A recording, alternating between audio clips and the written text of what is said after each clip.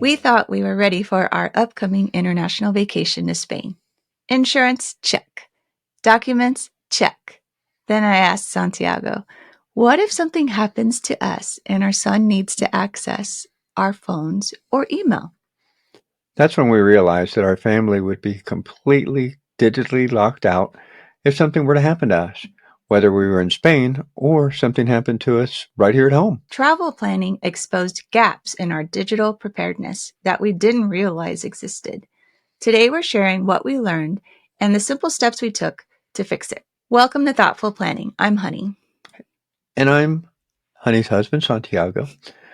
We help families plan for their life's biggest moments without feeling, overwhelmed. This is part 3 of our travel planning series, and today we're tackling digital preparedness, something travel planning helped us realize we'd completely overlooked.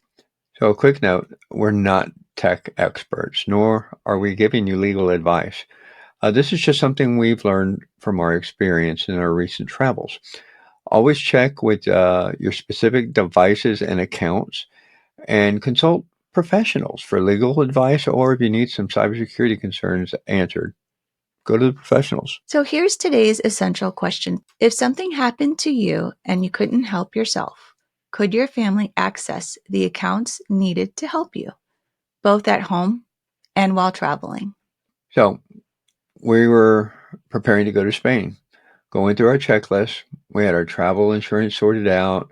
Our son knew our itinerary. He actually knew where we were going to park at the airport. Our emergency contacts were done. Insurance information was shared. We thought we were pretty much set. Right. But then I started thinking about digital access. What if we're both in a hospital abroad and our son needs to access our phones to call additional contacts or check our emails for important communications? And I realized he'd be completely locked out digitally. So we prepared him with all the key information we could think about. But if he were actually needed to access our digital accounts to help us out, he wouldn't be able to get in. And that was kind of a wake-up call for us. And honestly, this wasn't just about travel. If something happened to us at home, the same problem would exist. Travel just made us realize the gaps. Yeah, so Honey tackled her iPhone first. She heard about something called Legacy Contact. Is that correct? Yes. I set up Legacy Contact and added our son and daughter. It was really easy to add our kids because they both have iPhones. And I was able to send them the keys. And so when you go to set up the Legacy Contact, you get a key for the person that is your Legacy Contact. And they need that key to be able to help you later. And so if they have an iPhone, those keys could be sent via text and they're encrypted. But for Santiago, since he's Team Android, it was more complicated because I had to write down his very long key and put it in our safe. Here's the thing though. Legacy Contact is designed for when you die, at least it is right now, not when you're incapacitated. There's paperwork involved and a death certificate is required when it comes to the Legacy Contact. So while it's a good long-term solution if something were to happen to you and you're no longer present, I guess we could say it that way, it doesn't help if you're unconscious in a hospital somewhere and your family needs immediate access to help you out. Exactly. It's still worth setting up as part of your overall planning, but for immediate emergencies, we needed something else. So the real game changer was something that Honey had used for a while, a password manager. So we used the password manager's emergency contact feature to help us out. Right. So I added our son as an emergency contact in our password manager and set it up for 24-hour access. So if something happens, he can request access, and after 24 hours, he gets in. No death certificates, no waiting weeks for paperwork. Of course, you should consult an estate attorney about the proper way to handle this in terms of password permissions. So this was pretty helpful for us because after 24 hours, he'd be able to gain access and help us with the phones or any other important information that the phone may contain, especially for my work, her work, or any other things that he needs to get into. So 24 hours felt like the right balance for us, long enough to prevent accidental access to the password manager, but short enough to actually help in an emergency. So if it was an accidental request on his part, what happens is I would get a notification that he was trying to access the password manager, and I could deny him access if I was perfectly fine, right? When we returned from our vacation, I could have extended it to 48 hours or longer, but I just left it as it is. Just be sure to read the instructions for emergency access on your password manager so you understand how it works. So if you don't use a password manager, you really need to consider what access your trusted person or people might need to help you, like an email or phone unlock code. But definitely contact your estate attorney to provide proper advice on what's appropriate for your situation and then those pesky state laws you got to deal with. Right. I have an Android because I'm just not an Apple dude. But we discovered, iPhone and Android handle things so differently. Right. We discovered, as of the time of this recording, there is no Android legacy contact feature like on iPhone.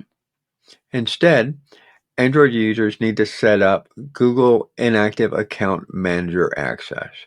But here's our confession. We didn't do it before we left. We ran out of time and just didn't do it. Right. That happens. So big mistake. And thankfully, nothing happened to us. The good news is we set it up after we got back. It handles your Gmail, Google Drive, and other Google services. It was actually really easy to set up and really quick. Yeah. So the lesson is don't wait like we did and hope for the best because hope is never a good option when you're planning. Right. So here's what we learned. Your family doesn't need access to everything. They need access to what would help them help you. Yeah. For emergencies, that may include your phone for making calls to contacts not already shared, your email for accessing any important communications or verification codes that come in since we all have that dual verification now on everything, and your password manager if they need access to different accounts. For financial matters, they're likely to need power of attorney if you're incapacitated. Always consult with your estate attorney, CYA, call your attorney about the rules for accessing your accounts. It's really about giving them access to the tools they'd need to assist you effectively. So we also shared a Google Drive folder with important information such as emergency contacts, phone numbers, access information to stuff that he might need, and contact details for our attorney and our financial institutions. The actual documents that we have were printed. We put them in our safe.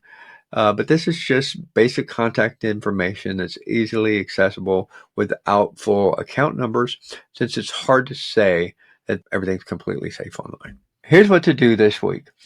And we're trying to keep it very simple. First, pick one trusted person who could help in a digital emergency and ask them if they would be your backup. If you've been listening to our travel series, this is most likely already done, and we want to make sure the conversation has happened and they know what's expected. Second, if you have an iPhone, look into that legacy contact. And I say that legacy contact because, I'm an Android dude. So if you have an Android, research Google's inactive account manager. Both are worth understanding for your overall planning. Third, if you use a password manager, add an emergency contact if that option is available. Fourth, consult your state attorney about the laws for your state and what's appropriate for your specific situation. and ask about wording that can be added to your legal documents regarding digital access to protect you and your loved ones. So, since we're talking about digital preparedness and travel, here's a bonus tip that's not about end-of-life planning. It's just about safe travel security. Before we left for Spain, I was worried about keeping my phone secure internationally. So here's what I asked our preferred AI tool. I'm traveling internationally with an iPhone.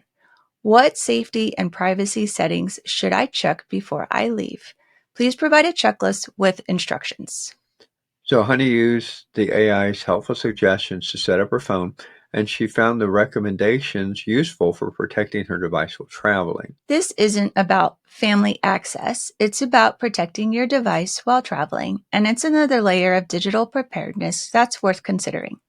So we've included the prompt in the show notes below, so if you want to try it for your own international travel or everyday actions. So let's come back to our essential question. If something happened to you and you couldn't help yourself, could your family access the accounts needed to help you, both at home and while traveling? After this episode and taking the 4 action steps that we've shared with you, hopefully your answer is yes. And you know exactly what to do to make it happen. Next week, we're wrapping up our travel series with pet planning and small business considerations, the two things that can turn a travel hiccup into a complete disaster if no one's prepared to handle them. Yeah, so true. So until next time, remember, every chapter you write today shapes your legacy tomorrow. Thanks for joining us here at Thoughtful Planning. This podcast is part of the Sound Advice FM network. Sound Advice FM, women's voices amplified.